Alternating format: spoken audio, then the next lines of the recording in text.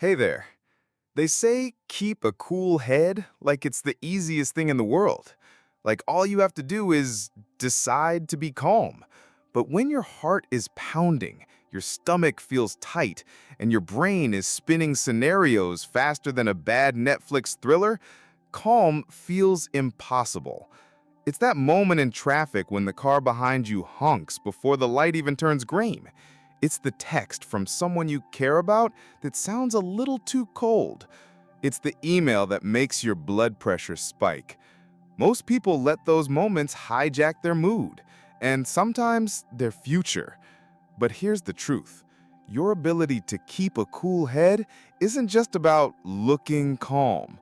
It's about making decisions that won't haunt you, avoiding mistakes that can cost you years, and earning a kind of respect that can't be faked.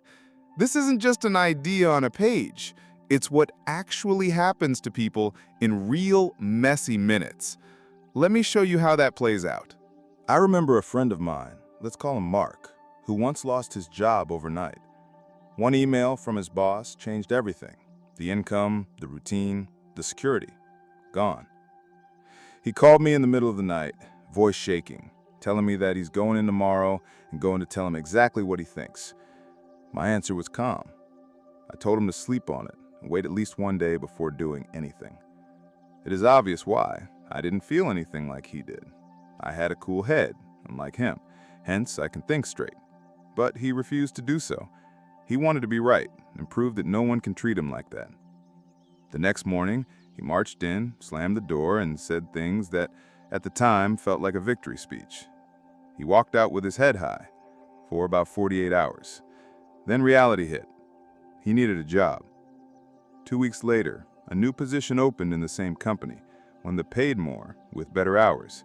His name wasn't even considered, not because he lacked skills, but because he'd burned the bridge in anger.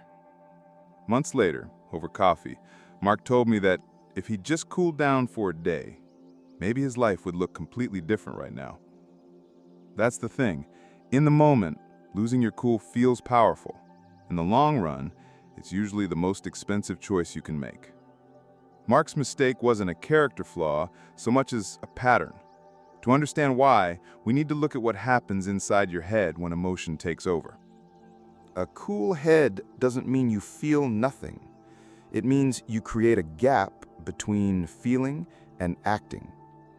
Biologically, it's the difference between letting your amygdala run the show, fight or flight mode, and letting your prefrontal cortex take over, which is where logical thinking lives. Here's a metaphor. Imagine your brain is like a car. The amygdala is the gas pedal. It makes you move fast, sometimes too fast. The prefrontal cortex is the steering wheel. It decides where you're actually going. When you lose your cool, it's like flooring the gas while letting go of the wheel. Sure, you'll move, but you might not like where you end up. People who keep a cool head aren't emotionless robots. They just know how to grab the steering wheel before the car hits a wall. And this wiring doesn't only ruin careers. The same thing shows up in our closest relationships, often in quieter, more painful ways. A few years ago, I was dating someone who suddenly became distant. Texts that used to be answered in minutes took hours. Calls went to voicemail. One night, I got a short message. "We need to talk." Now, my first instinct? Panic. My second instinct? Fire off a message demanding answers. Did I do it? Hell no. Instead, I put my phone down, went for a walk, and let myself calm down. The next day, we met. Turns out, the reason she'd been distant wasn't that she'd lost interest. Her father had been in the hospital. She was exhausted, stressed, and didn't want to talk about it until she knew more. If I'd sent that angry message, it wouldn't have just made me look insecure. It would have made her feel even more alone. Sometimes keeping a cool head doesn't just save you, it saves the other person too. Not every test of patience looks dramatic. Sometimes the moments that reveal us are tiny and strangely revealing. Here's one of those small moments. A couple of years ago, I was in a coffee shop, running late for a meeting, already stressed out. I order my drink, a simple black coffee, nothing complicated. The barista hands me a cup, and it's a giant caramel latte with whipped cream and chocolate drizzle. If you know me, you know I don't drink sugar bombs. I drink coffee that tastes like it could wake up a sleeping bear. My first thought? Snap. Say something like, "How hard is it to make black coffee?" Instead, I took a breath and said, "I think this one's for someone living their best dessert life, not me." She laughed, apologized, and made me the right drink. 5 minutes later, she brought me a free muffin for the inconvenience. Now here's the funny part. If I'd gone with my first reaction, I'd have left with my coffee and a bad mood. No muffin. The moral? Not every mistake in life is worth a battle. Sometimes patience doesn't just fix the problem, it gives you free baked goods. Tiny moments, big moments, they add up. Let's step back and see how staying calm actually changes outcomes across the board. Keeping a cool head means you avoid saying or doing things you'll regret. Imagine explaining that 3-paragraph rage text to your future self. Awkward. It gains time. Time to think, time to weigh options, time to notice details everyone else misses. You earn respect. People trust those who can stay calm under pressure. And you protect relationships. Most of them die not from big betrayals, but from small, repeated emotional outbursts. You become more persuasive. Calm voices are heard more than loud ones. And here's the kicker. How many of your worst regrets happened when you were calm? Probably none. Theory is useful, but you need tools. Here are clear, practical steps you can use the next time you feel hijacked by emotion. Pause before you respond. Count to 10 in your head before reacting. This isn't being passive, it's buying yourself time to make a better move. Control your breathing. Try the 4-4-4 method. Inhale for 4 seconds, hold for 4, exhale for 4. Worst case, you look like you're preparing for a speech.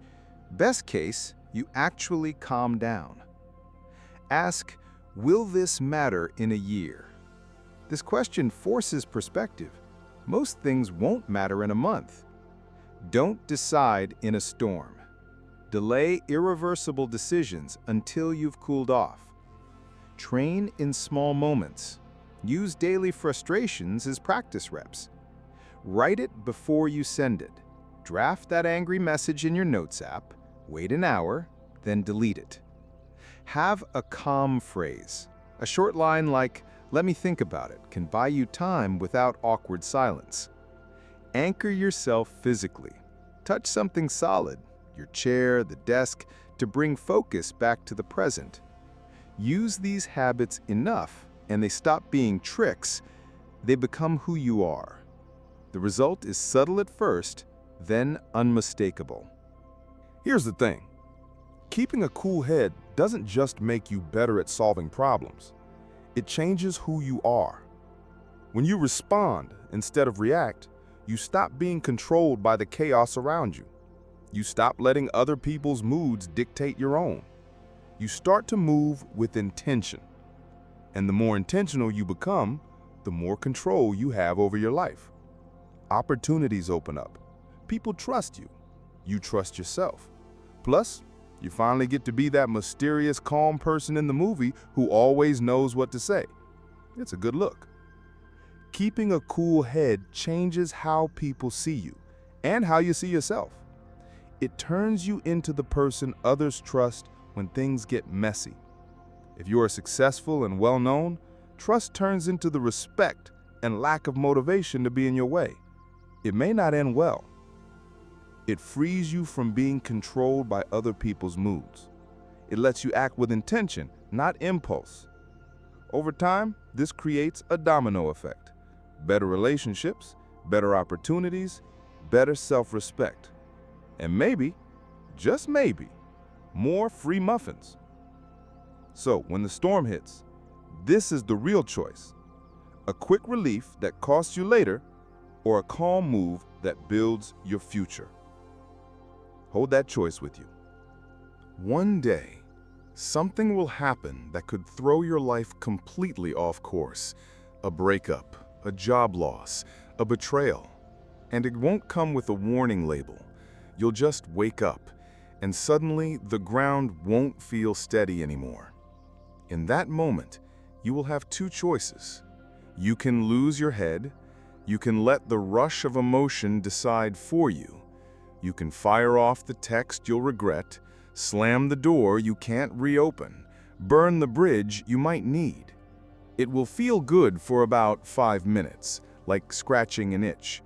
But after those 5 minutes, you'll be left with the damage. Or you can keep your cool. You can take the breath, step back, and give yourself the space to think. You can respond instead of react. You can look at the situation from above instead of drowning in it. The first choice will give you instant relief. The second choice will give you a future worth living. And here's the quiet truth most people never realize. When you keep your head in the storm, you don't just protect yourself, you become the calm in other people's chaos. You become the person they trust, the person they remember, the person they follow. So, when that day comes, and it will, remember, the storm will pass, the consequences will stay. Choose the choice you'll be proud of. Stay calm, stay steady. The moment will come, a breakup, a job loss, a betrayal, and you'll have two roads.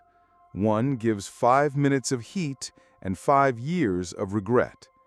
The other gives 5 hard breaths and a chance at 5 better years. Choose the move your future self will thank you for. Stay calm, stay steady. Take care of yourself. And until next time, remember, keeping a cool head isn't perfection.